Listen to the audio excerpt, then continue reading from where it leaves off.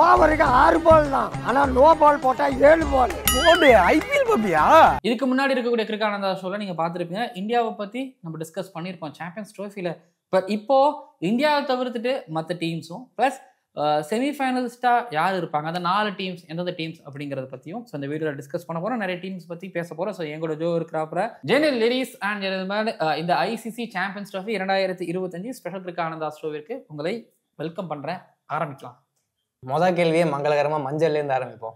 Australia முக்கியமான fast bowling எல்லாமே all out. So ரொம்ப வீக்கா பாவமா தெரியுது. என்ன ஆகும் நினைக்கிறீங்க? ஆனால் சொல்லட்டுங்களா, ஆஸ்திரேலியாவை பொறுத்த வரைக்கும் நம்ம இந்த பாவமாகவே யோசிச்சிடவே கூடாது. ஸோ பொதுவாக கிரிக்கெட்டர்ஸ்னால் நம்மளுக்கு பாவம் வந்துடவே கூடாது. ஏன்னா ஏன் சொல்கிறேன்னா, பொதுவாக ஆஸ்திரேலியா வந்து இந்த ஆக்ஷன் நடிப்பாங்க வேர்ல்டு கப்புக்கு முன்னாடி, ஐசிசி ஈவெண்ட்டுக்கு முன்னாடி சொல்லுவாங்க. பட் ஆனால் எனக்கு வந்து இந்த தடவை ஆஸ்திரேலியா கொஞ்சம் பிரச்சனைகள் தான், ரொம்ப பிரச்சனைகளாக தான் இருக்கிறாங்க. ஒருத்தவங்க 2 பேர் இல்லைனாலும் பரவாயில்ல, பட் 3 பேருமே இல்லை.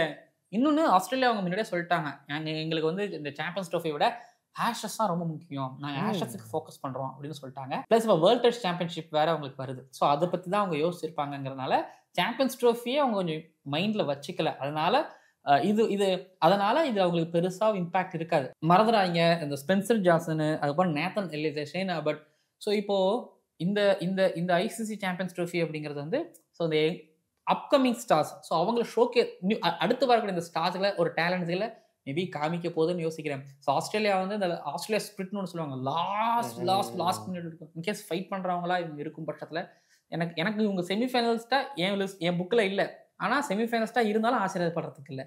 ஸோ ஆஸ்திரேலியா பொறுத்த வரைக்கும் அதுதான் நம்ப முடியாது. நடக்கிற வரைக்கும் நம்பிடாதீங்க. ஏன்னா அவங்கள பேட்டிங் அட்டாக்ல பெருசா சேஞ்ச் இல்லை. மேலே வார்னர் மட்டும் தான் இல்லை, ஆனாலும் அதை அவங்களுக்கு சரி பண்றதுக்கு ஆள் இருக்காங்க. ஆக்சுவலி ஸ்டாய்னிஸ் இல்லை, மிச்சல் மார்ஷ் அவங்களுக்கு இல்லை, ஹேஸ்வுட் அதான் பவுலிங் அட்டாக்கே டோட்டலா இல்லை. பட் மேலே 2 பேருமே இல்லை. பட் அவங்க இல்லாதனால அவங்களுக்கு பிரச்சனையே இல்லை.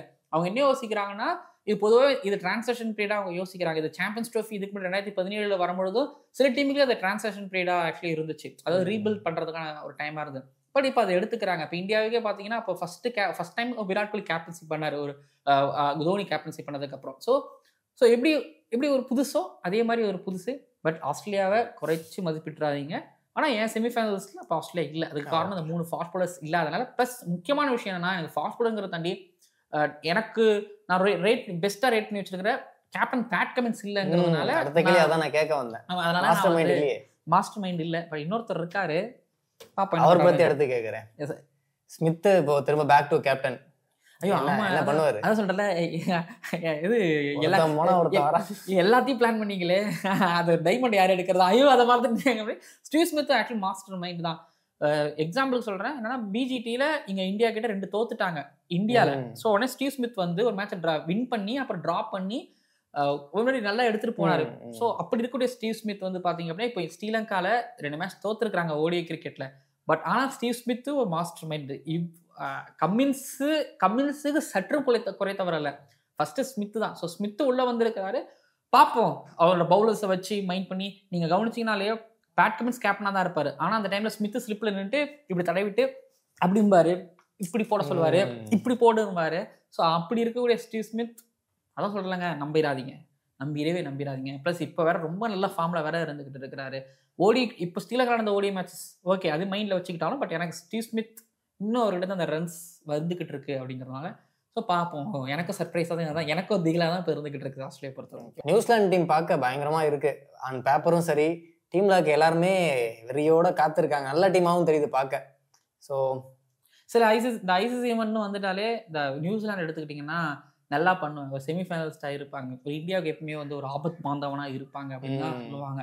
அதுக்கு காரணம் அவங்க கிரிக்கெட் விளையாடுற மெத்தட் அப்படிங்கிறது ஒன்று இருக்குது. ஸோ அதெல்லாம் பின்னாடி. பட் இப்போ எனக்குமே ஆச்சரியம் தான். இப்போ சாம்பியன்ஸ் ட்ரோஃபிக்கு முன்னாடி ஒரு பாகிஸ்தானில் நல்லா விளையாடுறாங்க, ரொம்ப நல்லா விளையாடுறாங்க, 300 பாகிஸ்தானை டிஃபெண்ட் பண்ணுறாங்க.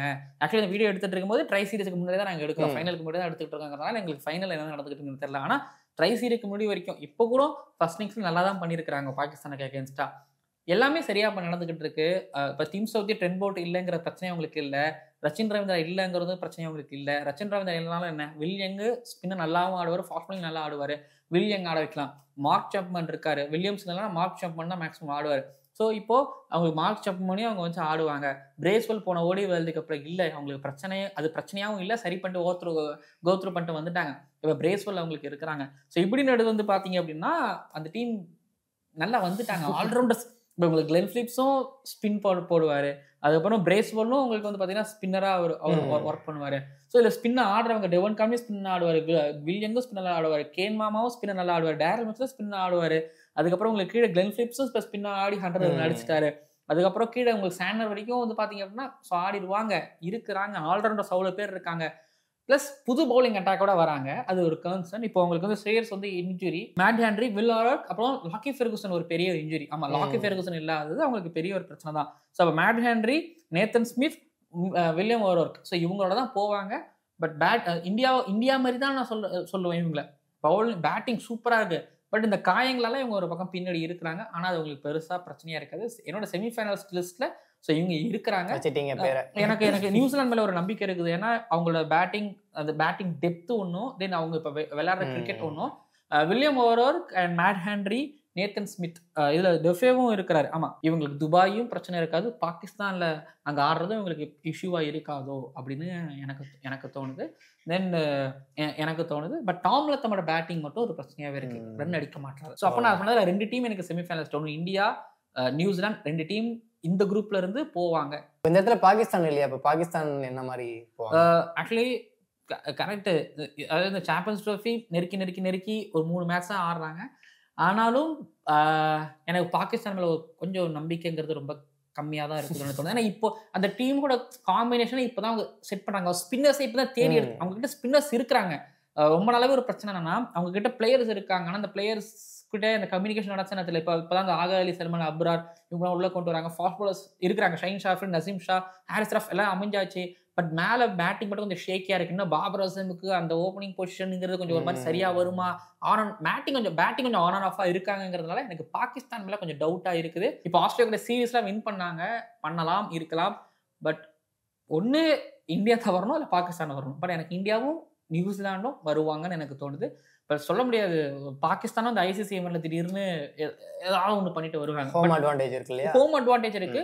அவங்க ஹோம் அட்வான்டேஜ் இல்லைனாலுமே அவங்க ஐசிசி ஈவென்ட்ல ஏதாவது ஒன்று பண்ணிட்டு டக்குன்னு வந்துடுவாங்க. பட் பார்ப்போம். எனக்கு வந்து பாகிஸ்தான் லீக்லேயே வெளியில போவாங்கன்னு எனக்கு தோணுது. இப்போ நியூசிலாந்து டீம் பத்தி பேசினதால கேட்குறேன். கெயின் மாமா பேக் டு ஃபார்ம் கண்டிப்பா வரணும். இப்போ என்ன ஃபார்ம்ல இருக்காரு, வருவாரா? என்ன ஃபார்ம்னா ஓடிஐல அவர் அந்த ஃபார்ம்ல தான் இருந்துட்டு இருக்காரு. பாகிஸ்தான்ல இதுக்கு முன்னாடி அவங்க டெஸ்ட்ல டூர் போகும்போது அப்போ அவரோட ஃபார்ம்ல பெரிய ஒரு கேள்வி இருந்துச்சு. ஸோ ஆக்சுவலி உங்களுக்கு நியூசிலாந்து ஃபிளாட்டா தான் இருக்கும். ஸோ ஸ்பின்னர்ஸுக்கு கொஞ்சம் கிரிப்பு கிடைக்கும். ஓகேங்களா, ஸ்பின்னையும் ஒரு நல்லா ஆடுவார், ஃபாஸ்ட் பாலிங் ஆடுவார். அப்போ 100 டெஸ்ட்ல அடிச்சாரு. வேற ஃபார்ம் வேற கிரிக்கெட் தான். பட் நான் சொல்றேன், அவருக்கு பேட்ல 200 ரன், இப்போ ஒரு 100 அடிச்சிருக்கிறாரு, தென் ஒரு 50 அடிச்சிருக்காருங்கும்போது ஸோ அவர்கிட்ட அந்த ஓடிஐ கிரிக்கெட் லாங்கர் ஃபார்மேட் அவர் கெயின் வில்லியம்சன் எஸ் நான் இங்கே இருக்கிறேன் அப்படிங்கிற கேம் அவர்கிட்ட இருந்துகிட்டு இருக்கேன். நான் ரொம்ப டவுட் பண்ண மாட்டேன் கெயினோட கிரிக்கெட்டில் வந்து. ஓகே, ஸ்பின்னுக்கிட்ட தான் அவர் மட்டும் ஸ்பின்னுக்கிட்ட மட்டும் தான் பிரச்சனை இருக்குது அவர்கிட்ட. ஸ்பின்னுக்கு அதாவது அவுட் ஆவார், லெக் ஸ்பின்னர் வந்தாலோ லெஃப்ட், எனக்கு தெரிஞ்சு ஸ்பின்னுக்கிட்ட மட்டும் கொஞ்சம் பிரச்சனை இருக்குது வில்லியம்சன் கிட்ட. அதை தாண்டி வந்துட்டாருன்னா கேன் நீங்கள் 70 குறைஞ்சாம அடிச்சு கொடுத்துருவாரு. ரொம்ப பெரிய என்ன சொல்றதுன்னா சொல்லுவாங்க சுத்திலையும் சவுண்டா இருக்கும், பட் அவர் மட்டும் அமைதியா இருப்பாரு. அவர் பாட்டுக்கு விளையாடிட்டே இருப்பாரு. அவர் பாட்டுக்கு அந்த ஒரு மாதிரி அவர் பாட்டுக்கு அப்படியே ரொட்டேட் பண்ணிட்டு போயிட்டே இருப்பாரு. Super hands. தோனிக்கு அப்புறம் அந்த காம்னஸ் நான் அவர்கிட்ட தான் அதிகமா பார்த்தேன். ஸோ அதனால நிறைய பேருக்கு இந்தியன் ஃபேன்ஸ் பிடிக்கிறதுக்கான காரணம், நிறைய பேருக்கு பிடிக்கிறதுக்கு ஒரு ரீசனா அவர் ஸ்ட்ராங்கா இருக்கு. பேப்பர்ல பார்த்தாப்பா இந்த லெமனை பார்த்தா அடிச்சுட்டா இவங்க தாண்டா ஜெயிப்பானுங்க அப்படின்னு யாரை பார்த்தா தெரியும். நம்மளுக்கு வந்து ஆஸ்திரேலியா அப்படி தெரிஞ்சிருக்கணும் இல்ல இந்தியாவும் தெரிஞ்சிருக்கணும் இல்ல, கொஞ்சம் டவுட்டா இருக்கு. இல்லாதால அதை ஒரு ஸ்டெப் பின்னாடி வந்து கண்டிப்பா கண்டிப்பா கண்டிப்பா இல்ல. அதுக்கப்புறம் வந்து நியூசிலாண்ட்லயும் இப்போ லாக்கி ஃபெர்குசன் இல்ல. ஆனா யாருமே சொல்லலைங்க எல்லாம் இது வந்து ஒரு சின்ன டோர்னமெண்ட்ங்கிறதுனால எல்லா டீம்ஸும் வந்து திடீர்னு அவசரமா நடத்துற மாதிரி இருக்கு. ஏன்னா பாகிஸ்தான் நடத்துவாங்களா மாட்டாங்கன்னு சொல்லும்போது எல்லா டீமும் இதை பத்தி பெருசா மைண்ட் பண்ணிக்கலாம். பார்த்தா இன்ட்ரெஸ்டே இல்ல. இங்கிலாந்து வந்து அவங்க கிட்ட ஆர்ச்சர் இருக்காங்க, வுட் இருக்காங்க, ஜெமி ஓவர்டன் இருக்காங்க, கஸ் அட்கின்சனுக்கு ரெட் பால்ல வந்து ஹேட்ரிக் எடுக்கிறாரு, 100 அடிக்கிறாரு, 5 விக்கெட் எடுக்கிறாரு. பட் ஒயிட் பால்ல அவர் வரவே மாட்டேங்குது. இப்ப இங்கிலாந்து எங்கடா அவங்க பவுலிங் அட்டாக்க தேடிக்கிட்டு இருக்கிறாங்க. சொல்ல முடியாது, என்ன வேணா நடக்கலாம். பட் ஆன் பேப்பர்ல எல்லாரும் வந்து ஒரு மாதிரி எல்லாரும் ஒரு மாதிரி எல்லாருக்கும் ஒரு சான்ஸ் இருக்கு, எல்லாருக்கும் ஒரு சான்ஸ் இருக்கிற மாதிரி தான் இருக்கிறாங்க. சவுத் ஆப்பிரிக்காவுமே எடுத்துக்கிட்டீங்கன்னா ரொம்ப நல்ல டீம், சூப்பரான ஒரு டீம் தான். இப்போ நியூசிலாந்து மாதிரி தான் அந்த பக்கத்துல நான் சவுத் ஆப்பிரிக்கா சொல்லுவேன். ஆனா அவங்களுக்கு நார்க்கியா இல்ல. நார்க்கியாலனாலும் கூட வந்து இப்போ கோட்ஸியாவும் இல்ல இருக்கிறாங்க. அவங்க மல்டர் இருக்காங்க, போஷ் இப்போ மல்டர் இருக்காங்க, பாஷ் உள்ள வந்திருக்காரு, இவங்கெல்லாம் வந்திருக்காங்க. ஸோ அப்படின்னு கேட்கும்போது சவுத் ஆப்பிரிக்கா எனக்கு தெரிஞ்சு வந்து ஒரு நல்ல டீமா நான் பாக்குறேன். சவுத் ஆப்பிரிக்கா எனக்கு தெரிஞ்சு ஒரு நல்ல டீமா இருப்பாங்க அப்படின்னு எனக்கு தோணுது. ஆமா, இப்ப ட்ரை சீரிஸ் தோத்தாங்க, ஆனா அவங்க SC20 ஆடிட்டு வந்தனால கொஞ்சம் டயர்டா இருப்பாங்க. இல்ல பாஸ், நாங்க வந்து எங்களோட BC டீமே நாங்க வச்சு ஆடுறோம் அப்படின்னு சொல்லி அவங்க ஆடினாங்க. பட் என்னன்னா யோசிச்சு பாத்தீங்கன்னா தெம்பா பவுமாவை நீங்க லாங்கர் ஃபார்மேட்ல 30-40 கண்டிப்பா அந்த மனுஷன் ஆடிடுவார்னு வச்சுக்கோங்க. ஸோ இப்போ மேல டிசோர்சியா அப்படி இல்லைன்னா உங்களுக்கு ரைன் ரிக்கல்டனா அப்படின்னு மட்டும் யோசிப்பாங்க. டிசோர்சி சரி சாம்பியன்ஸ் ட்ராஃபி ஆடிட்டு போ, நீ ஒரு நாள் வந்துட்ட சாம்பியன்ஸ் ட்ராஃபி ஆடிட்டு போன்னு சொல்லி ரைன் ரிக்கல்டன் உட்கார வைப்பாங்க. அவங்களுக்கு பவுலிங் அட்டாக்ல இப்ப ககிசோ ரபாடா, கேஷவ் மகாராஜ் 3 ஃபார்மேட்லயும் சூப்பரா பண்ணிட்டு இருக்காரு. போஷும் வந்து பாத்தீங்க அப்படின்னா இப்போ சவுத் ஆப்பிரிக்காக்குள்ள வந்தாரு, 100 அடிச்சாரு, SC20 நல்லா பண்ணிட்டு இருக்காரு. மார்க் ஐன்சன் இருக்காங்க. இப்போ நீங்க என்ன சொல்ல வரீங்கன்னா இவங்க நல்ல ஸ்குவாட், ஸ்டப்ஸ் இருக்காரு, ஹென்ரி கிளாசன் இருக்காரு, அவர் வந்து ராஜ்வேரன் இருக்காரு, மில்லர் இருக்காரு, டெம்பா பவுமா இருக்காரு. ஏன்னா நீங்க யோசிச்சு பாத்தீங்கன்னா உமன்ஸ்லயும் சரி, மென்ஸ்லயும் சரி, ஜூனியர்ஸ்லயும் சரி, சீனியர்ஸ்லயும் சரி ICC ஈவென்ட்ஸ் ஃபைனல். ஒருவேளை இந்த லிஸ்ட்ல எல்லாரும் பெர்ஃபார்ம் பண்ணிட்டா கண்டிப்பா ஷூர். அன்னைக்கு T20 வேர்ல்ட் கப்லயுமே இவங்க தான் அந்த கிளாஸின் அவுட் ஆகிற வரைக்கும் இவங்க தான் இருந்துச்சு. கடைசி 2 பால் தான் டிசைட் பண்ணுச்சு, இவங்க தான் இருந்துச்சு. அந்த பும்ரா போட்ட ஓவருக்கு அப்புறம் தான் மேட்ச் வந்துச்சு. ஸோ சவுத் ஆப்பிரிக்கா ஸ்ட்ராங்கான ஒரு டீமா இருக்கிறாங்க. பட் எனக்கு வந்து இது நார்க்கியாவோ இல்லை கோச் யாராவது ஒருத்தவங்க இருந்தாங்கன்னா சொல்லிடுறேன், இவங்க இந்த சாம்பியன்ஸ் ட்ராஃபியை வின் பண்றதுக்கான டீமா இருப்பாங்கன்னு நான் சொல்லுவேன். பட் இவங்க ஸ்ட்ராங்கான டீமா நான் பாக்குறேன். முக்கியமான டீம் பத்தி எல்லாம் பேசணும். இந்த ஆப்கானிஸ்தான் பங்களாதேஷ் டீம்லாம் என்னாச்சு, அதை பத்தி பேசவே இல்லை நம்ம.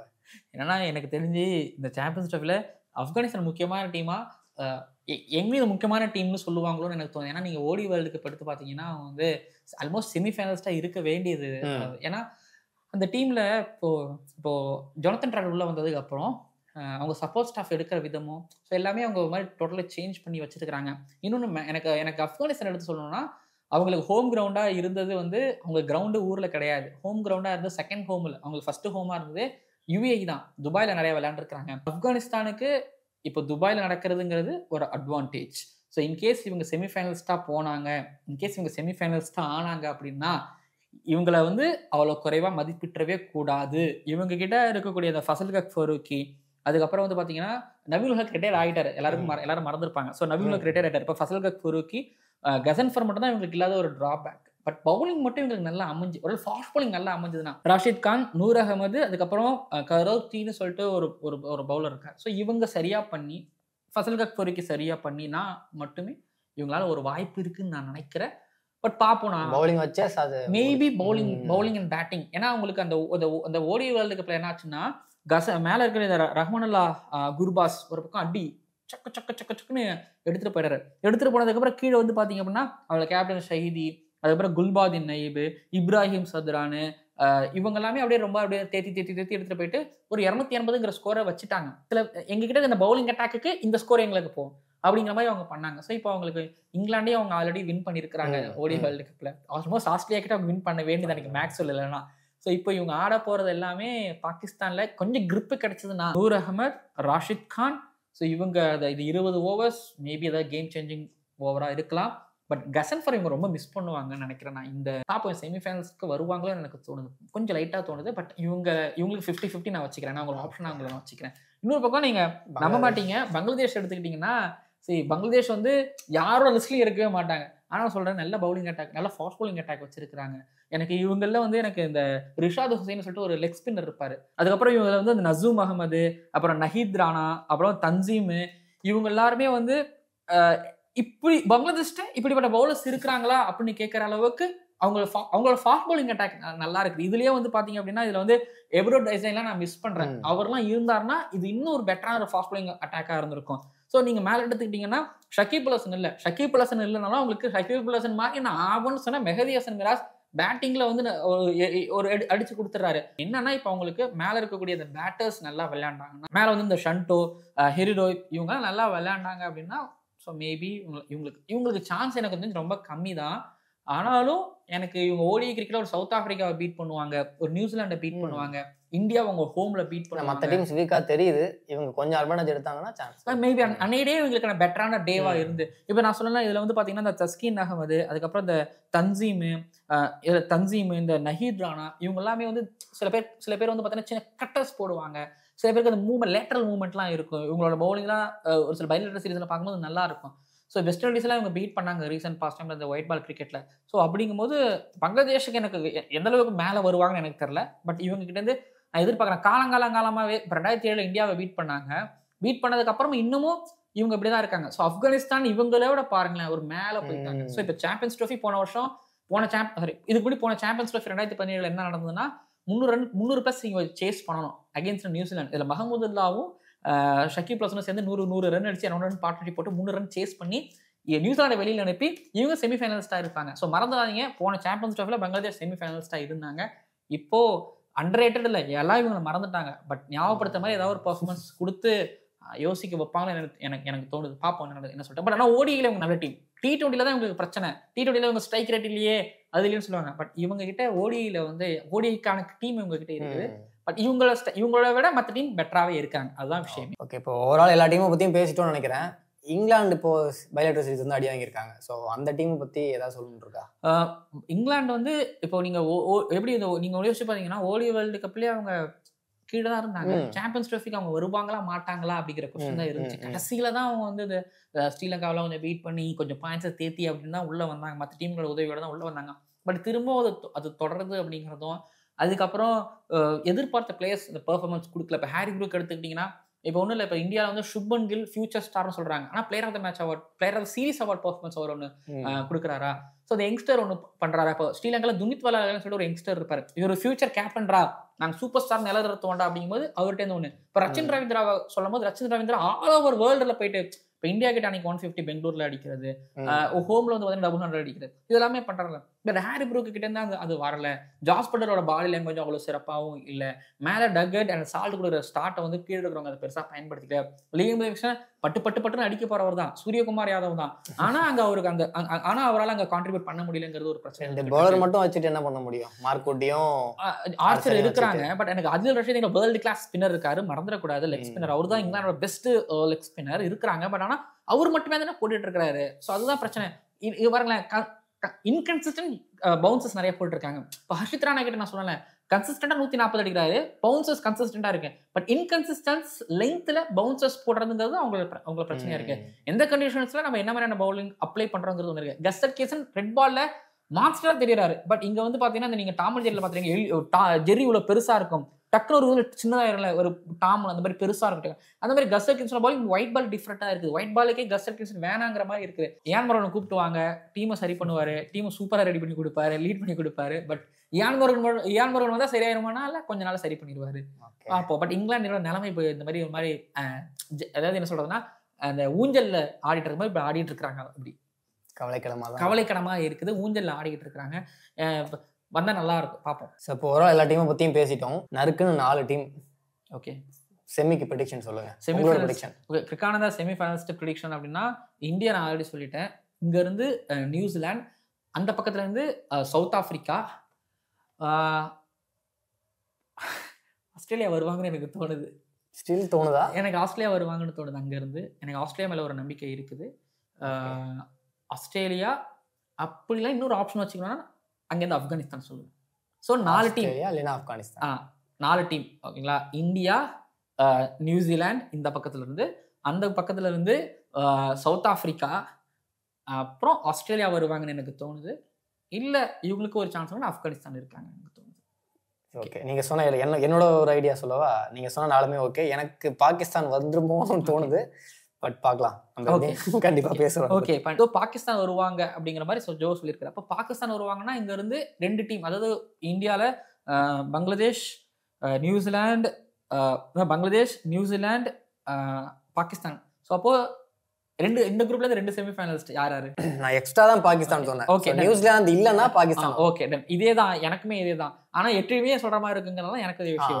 ஆனா அதான் சொல்றேன்னா ரொம்ப சின்ன டூர், ரொம்ப சின்ன சீரிஸ், கிட்டத்தட்ட நாக் அவுட் தான் எல்லாமே, ஆல்மோஸ்ட் கிட்டத்தட்ட நாக் அவுட்ஸ் தான். யார் வருவாங்க தெரியல, ஜஸ்ட் ஒரு ப்ரெடிக்ஷன் தான், ஜஸ்ட் இதுதான். ஸோ வேற ஒண்ணுமே கிடையாது. ஸோ நிறைய விஷயங்கள் ஜோனர் கிட்ட இருந்து, ஸோ நல்ல கேள்விகள், ஸோ நல்ல ஷோவா முடிஞ்சிருக்குது. எல்லாத்தையும் கவர் பண்ணிட்டோம் நாங்க நினைக்கிறோம். ஸோ உங்ககிட்ட இருந்து வந்த கேள்விகள் மாதிரி நல்ல நல்ல கேள்விகளா எடுத்து ஸோ நாங்கள் பேசியிருக்கிறோம், டிஸ்கஸ் பண்ணியிருக்கிறோம். ஸோ இந்த கிரிக்கானந்தாஸ் கிரிக்கெட் ஷோ நிறைவடைகிறது. நான் சொல்லிட்டேன் 4 செமிஃபைனலிஸ்ட், ஒருத்தவங்க ஆப்ஷனாக வச்சு சொல்லியிருக்கேன். பட் என்னோட 4 செமிஃபைனலிஸ்ட் நான் சொல்லிட்டேன். ஸோ உங்களோட 4 செமிஃபைனலிஸ்ட் என்னன்னு சொல்லுங்க. ஸோ ஜோ அண்ணனும் அவரோட 4 செமிஃபைனலிஸ்ட் ஒத்து போயிருக்கோம். ஸோ ஜோடி போட்டுக்கலாமா ஜோடிங்கிற மாதிரி எங்களோட செமிஃபைனலிஸ்ட் வந்து ஒன்னா தான் இருக்குது. ஒரு ஆப்ஷன் கொடுக்கணும்னா அவர் வந்து பாகிஸ்தான், நான் ஆப்கானிஸ்தான். ஸோ இந்த பக்கத்துலேருந்து ஒன்று, அந்த பக்கத்துலேருந்து ஒன்று சொல்லியிருக்கோம். அதே மாதிரி நீங்களும் சொல்லலாம். ஸோ சொல்லுங்க, இந்த வீடியோ உங்களுக்கு பிடிச்சிருந்து நான் நம்புறோம். ஸோ அடுத்தடுத்து இந்த மாதிரியான வீடியோஸ் வரும். ஸோ பார்க்கலாம், மறக்காம சப்ஸ்கிரைப் பண்ணிருங்க. பக்கத்தில் இருக்க பெல் ஐக்கனை கிளிக் பண்ணுங்க அண்ட் பார்க்கலாம் அடுத்தடுத்த வீடியோக்களில்.